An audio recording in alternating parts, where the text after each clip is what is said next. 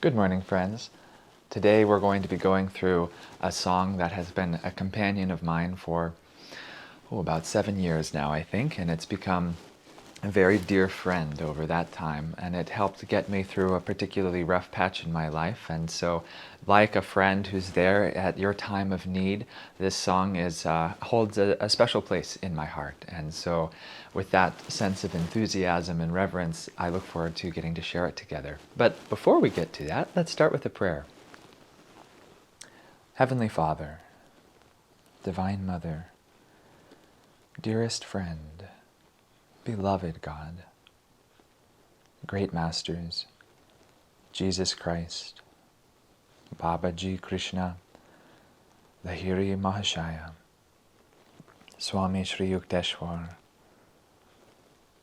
beloved Guru, Paramhansa Yogananda, saints of all religions, our friend Swami Kriyananda, humbly we bow before you all. Bless us today with the realization in our hearts ever more deeply that you are always with us. Help us to rest in that presence, in the awareness of your love, and help us to surrender all of our worldly attachments, all of our anxieties, all of our vain preoccupations into thy loving arms. Help us to expand at last in the invitation of your love until we discover ever deeper, ever new freedom. Om, peace. Amen.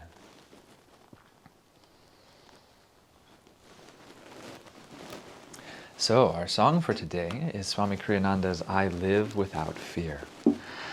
And this song is, like I mentioned, a particular favorite of mine. And I've sung it a lot, both individually on my own, I've listened to it a lot, and I've sang it as a choir frequently, because when I was in Los Angeles and working with, I don't want to call them ragtag. Maybe they would take that as a compliment. We were a ragtag band, a choir. But this piece is really magnificent in that the harmonies are just exquisite, and yet they're not overly challenging to sing. It's somehow very intuitive. Like the mind instantly grasps what the song is and what it's all about. And sometimes in music you may notice, especially if you sing or play, that a melody can be very counterintuitive, or harmonies can be counterintuitive, and it takes a lot of training to really drill in your mind, what's the song trying to do here? And it takes a lot of conscious effort to be able to sing it correctly. I find this song to be exactly the opposite. It's so natural. You go, oh, of course, that's where the melody's going. Oh, of course, that's what's happening in this part of the song. And it just is so immediately accessible and recognizable. And so let's sing it together now, and let's see if we can't experience that, the accessibility, the very dear experience that this piece of music is offering to each of us. And before I jump into it, just because, especially for those of us who are more habituated to Swamiji's music and have heard it very often, and if you're one of them, you've probably heard this song not just 20 times, but probably 100 times. And, if you've sung it before, you've probably sung it hundreds of times. But it's important for us to remember what's really going on in this song, what's really happening. And from my old days as an actor, we're always asking the question, who's talking? And who are you speaking to?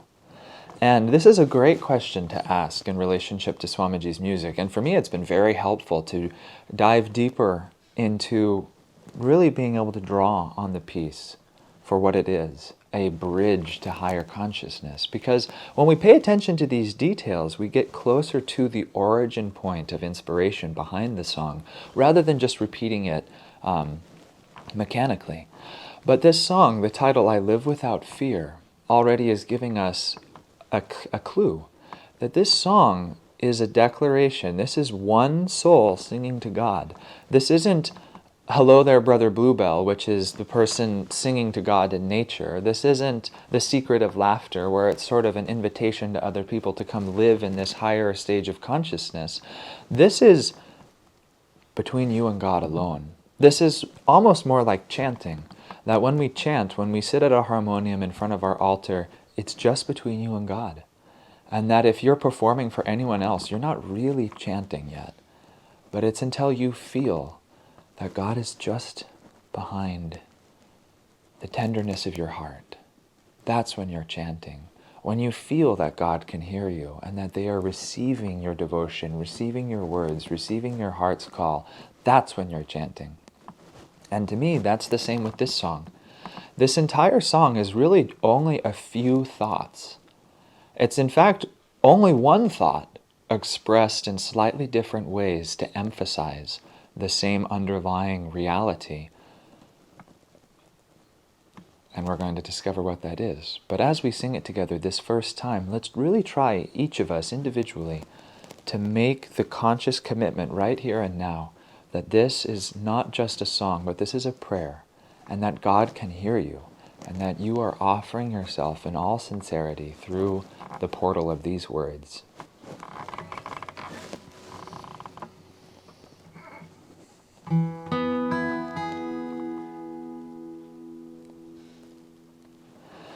Though green summer fade and winter draw near, my Lord, in your presence I live without fear. Through tempest, through snows, through turbulent tide, the touch of your hand is my strength and my guide. I ask for no riches that death can destroy.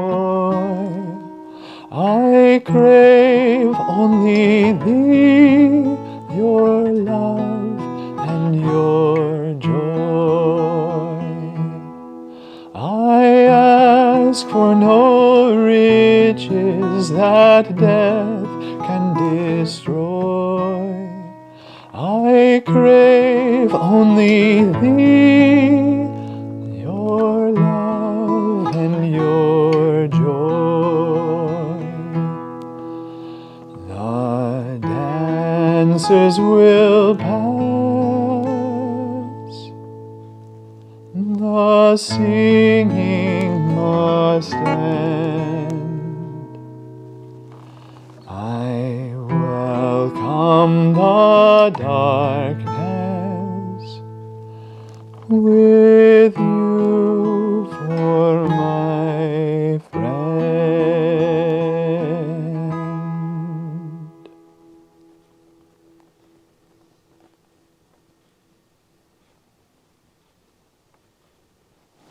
Let's just pause and feel for the effect of this prayer, this declaration of love.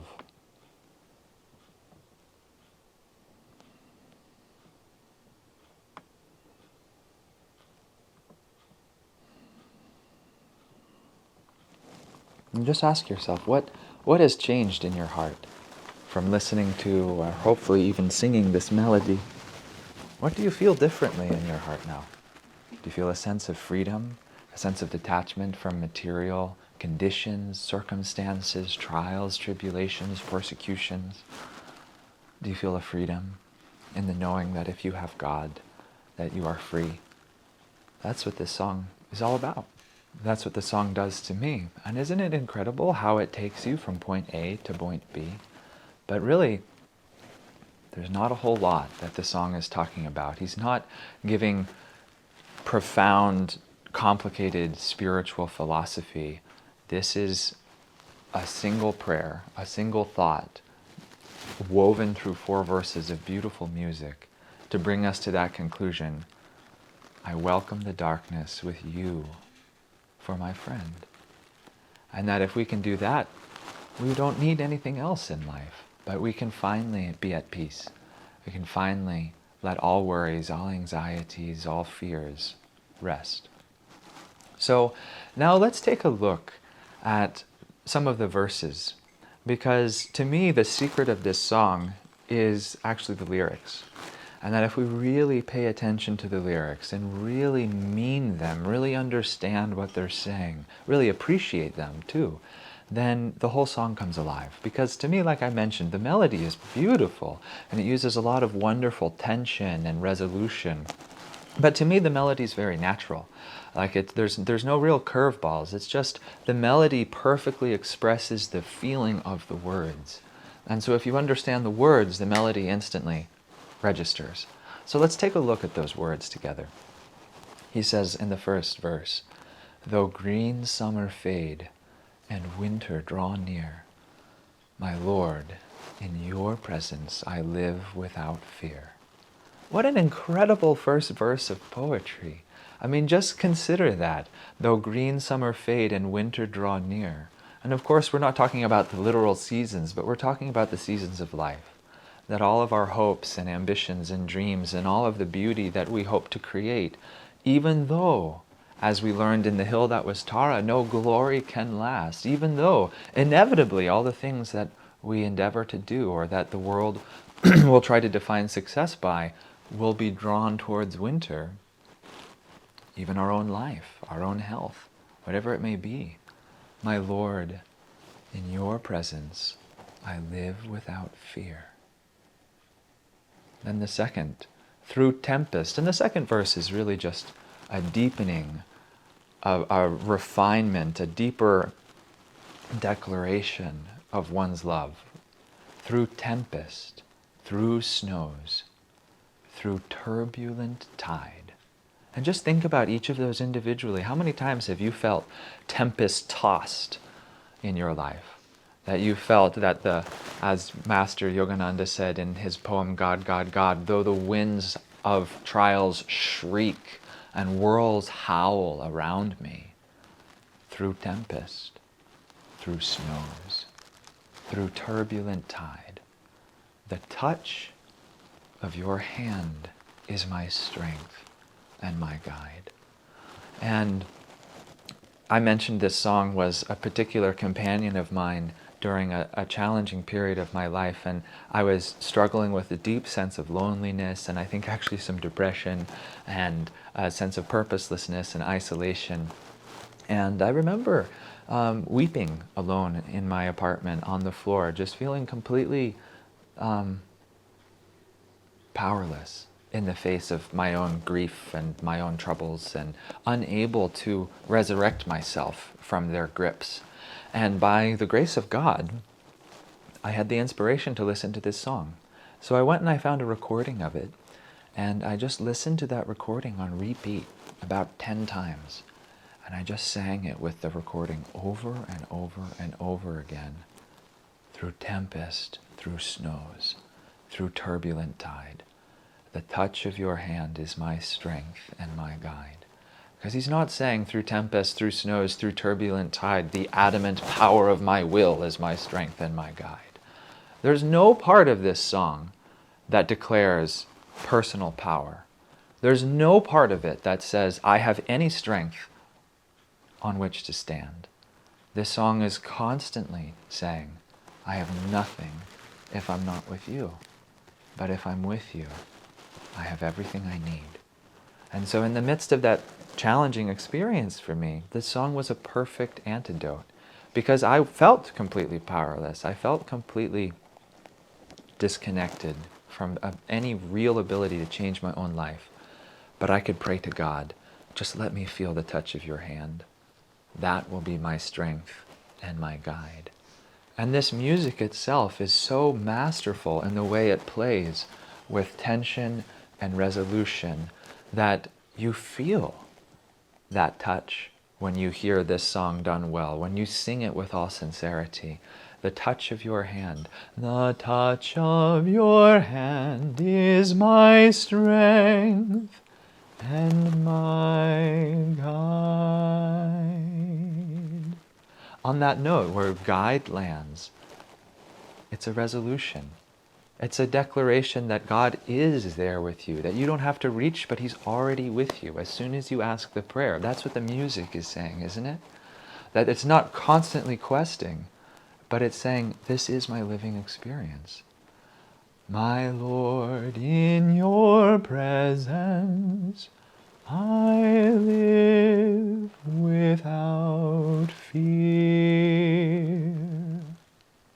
That's a declaration, though it is a soft one.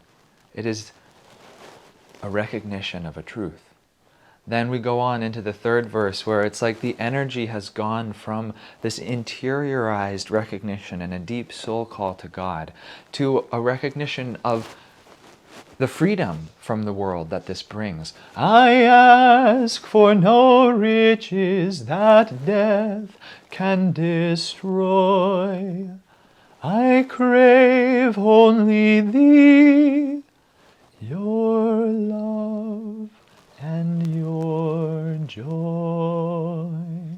So here in this expansive, the highest part of this song, we're finding freedom from any material bondage, from any material definition that, as he says, death can destroy. And just think about that. How often do we build sandcastles of happiness in the material world that will only be wiped out by the inevitable incoming tide of death? But if we have God, His love and His joy, that lasts forever. And it is now, as we heard in Home is a Green Hill, home is forever. Home is today. Home is a heart that is whole. That's what this verse is also saying. And we sing that twice. And I love singing that twice because we really need to hammer the point home. Really make it as a strong affirmation in your mind. I ask for no riches that death can destroy. I crave only Thee, your love and your joy. And so when you sing this song, try to convince your mind that this is true.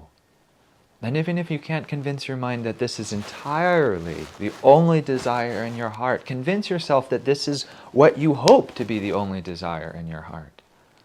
That you wish you could wish for only God. Because even if you can't quite get there, remember that God is the source of all happiness. And certainly that's what we're all seeking. Then we go into that final verse, which is a return to the first part of the melody with some slight variations. The dancers will pass. The singing must end. I welcome the darkness with you for my friend. And the second line of this verse is perhaps one of my favorite lines of poetry in all of Swamiji's music. The dancers will pass, the dancers of life. The singing must end. And it makes me tear up just to even say those words and to sing them. Because of course we're singing, but the singing is our life. The singing must end. All that is this plane will end. I welcome the darkness with you for my friend. I welcome even death when I have you at my side. And this is one of my favorite moments in the choral piece, because there's these beautiful passages that as the melody sings, the dancers will pass. Another part does this beautiful descending line that is reminiscent of a fading, distant figure moving away from you. The singing must end. And on those notes, the choir creates this incredible dissonance that seems to imply sorrow. But then it resolves. I welcome the darkness with you for my friend. It's just masterful, isn't it? So now let's listen to the melody, stripped of the lyrics, just so we can appreciate it on its own. And then we'll come back and we'll sing it together. But before I do this, this song has such a rich history as to its composition that it would be amiss for me not to share Apparently, there was a man who lived at Ananda village in the earlier days who, right before he left, came to Swami Kriyananda and for hours apparently criticized him and tried to tell him that everything he was doing was worthless, and that every effort he had tried to give to Yogananda to spread this work would be for naught. And he pointed out all of his faults and criticized all of his creative works, and did it apparently quite creatively and with an incisive mind. And Swami apparently just listened without defending himself the entire time, thanked the man for his sincere effort to help. And after the man left, Swami got up and went to the piano and wrote this song. And apparently after he wrote it, he said, "If I do nothing else in my life, writing this song will have been enough." Think about that. Think of all the things Swamiji was able to do, and yet writing this song would have been enough. What's contained within this song? How much grace, how much power, how much truth. If we could learn to live in the vibration of this song, what would happen to us? It's a question I'd very much like to find out the answer to. So if you ever feel yourself assailed by criticisms or doubts or worries or fears, or anxieties, or inadequacies, why don't you come find this song? Listen to it. Listen to Swami sing it. Listen to the choir sing it. Sing it yourself, and see what happens to your heart. You might not be able to change your outer conditions, but you can change your heart.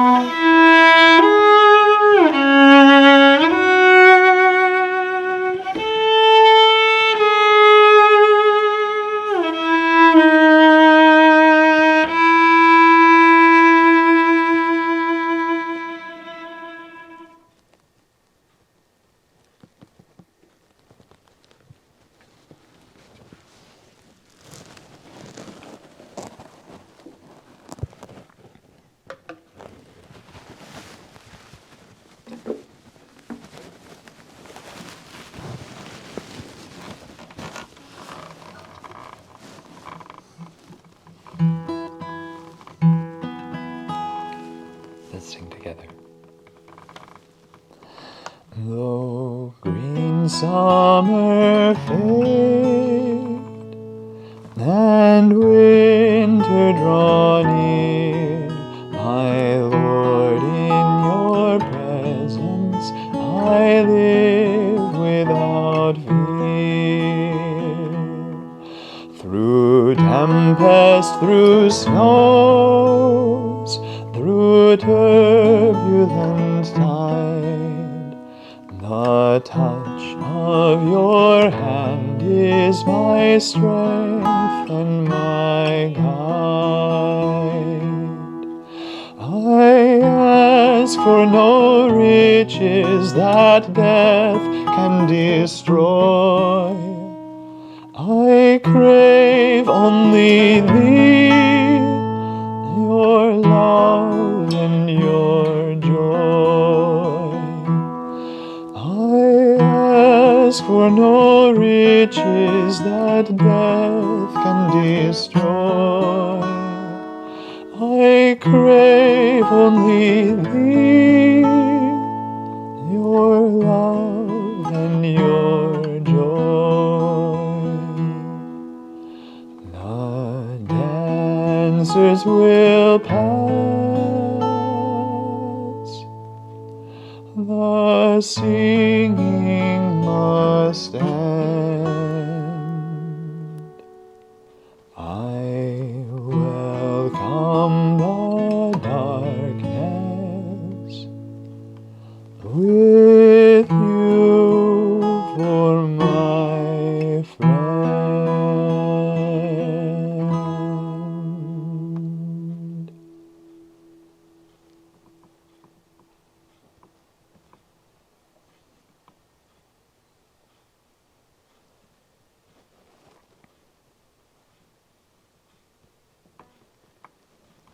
Let's remember this song is the soul call of a devotee to God.